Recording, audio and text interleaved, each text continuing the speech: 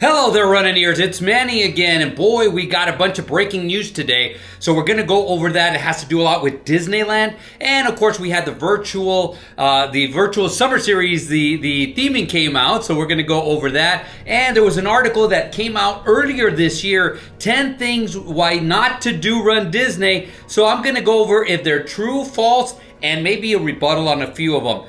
But before we do, guys, if you love running and you love seeing characters, and I'm not talking about the character stops at Disney, this is a channel for you. We got a lot of characters that we run with that are not actually even related to Disney.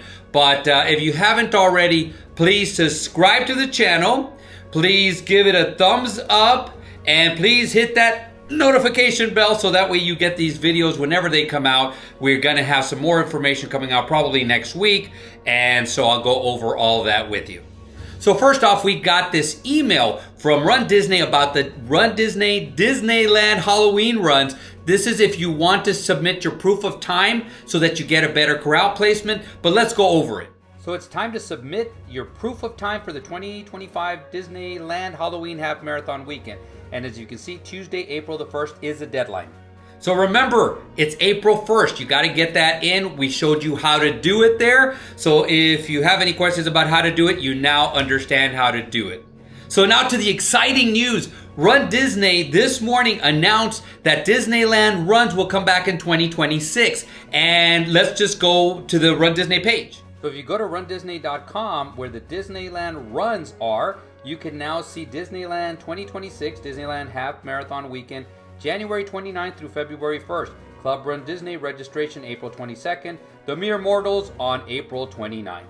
So what they did do was give the dates of the registration and of the runs themselves. So if you notice, we have just a little over a month for Club Run Disney to register, to start the registration. So I do know they're probably going to announce something. Probably there's a good chance it's going to be next week or at least the week after, but they are going to announce something very, very soon. So be on the lookout for that video. So true story, guys, and I am not joking when I say this. I actually had a dream last night. It was a little bit different, but it was that Run Disney announced the Disneyland runs, and I was looking at the webpage and I saw it. And this morning I got up almost right away and I looked at the page. Nothing was there. Took about a couple of hours, but it showed up. So now I think I'm going to have a dream, or I'm hopefully going to have a dream about winning the lottery. So now we're going to go over to the virtual series. So virtual runs a lot of times don't get a lot of love, and it's usually because they don't have great theming. They're virtual, but once in a while they have some really, really cool theming. So we're going to go ahead and take a look at the theming, and we're going to look at the Run Disney page to see the updates. So we'll start off with Pirates of the Caribbean. It's a virtual 5K. Then we're going to move on to Jungle Cruise. It's also a 5K. And then we got to go to Big Thunder Mountain, the Big Thunder Mountain Railroads ride. And they're all rides except for this one. It's the Happily Ever After. And if you finish the challenge, you get all 4 of these medals. Now, if we click onto the web page, we're going to click on top. We're going to go to events, virtual series. We're going to click on the summer series. At the very top, they give you this nice looking banner, 10 years of virtual runs. And it gives you the 4 different runs. Now we can see as we scroll down the prices right here. Registration opens soon. So you can see the prices right here. The individual runs are $58. The challenge is a little bit more. Registration opening up soon. I believe it's April 1st. And here is the charity.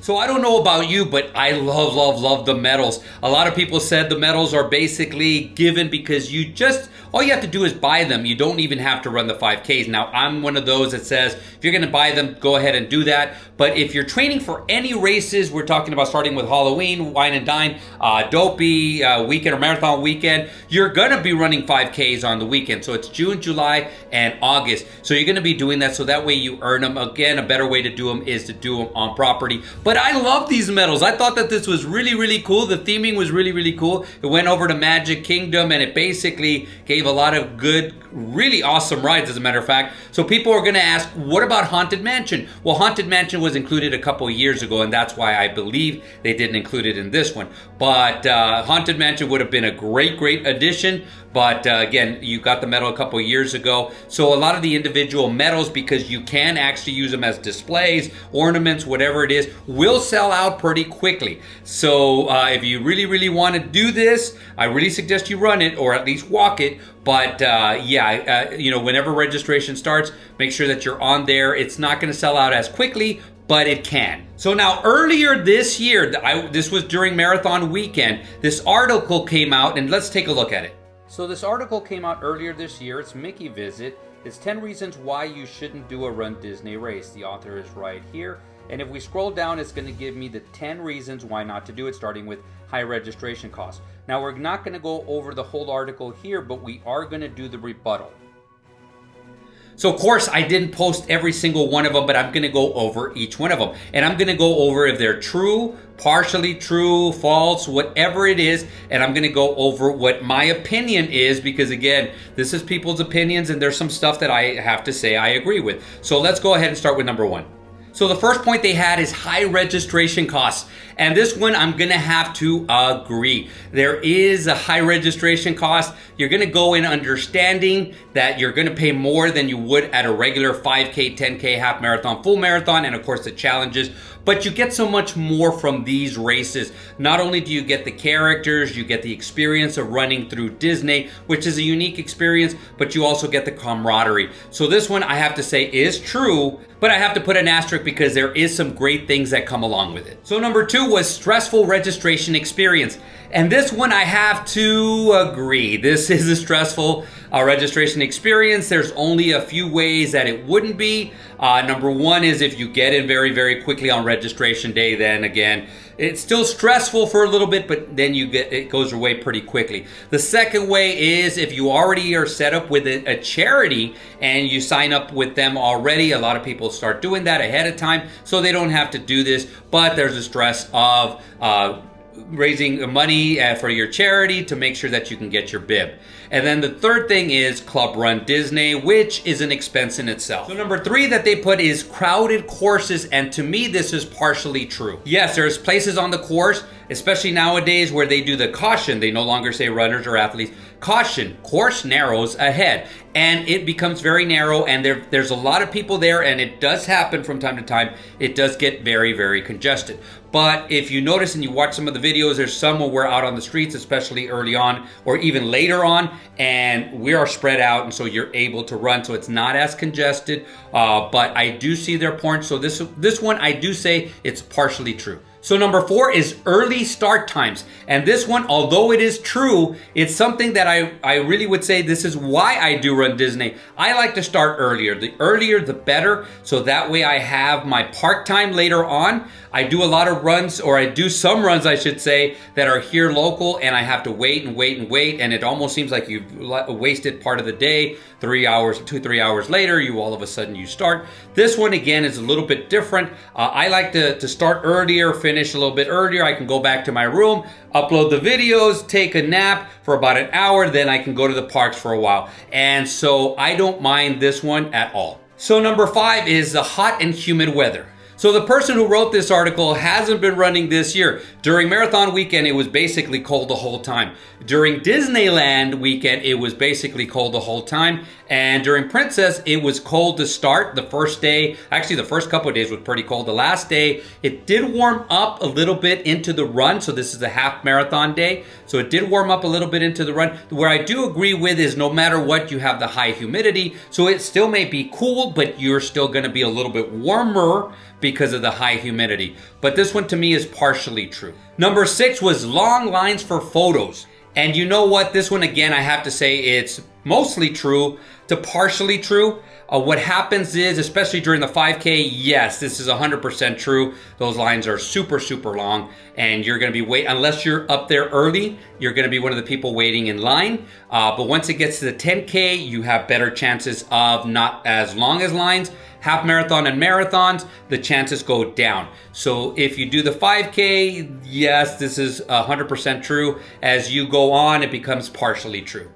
So number seven is parking and transportation challenges. So for this one, I might have to say I'm not 100% sure, because this is the reason. I always stay on property, and at Disneyland I stay in a hotel close by. So I just walk there, and when the Disney World runs, staying on property, I really never have had, with maybe one exception, had problems with the transportation getting us to the expo, to the runs, back. It's always been pretty good. I've never had to park there myself, so that one I cannot talk about because I don't know, but people that I know haven't had that much problems.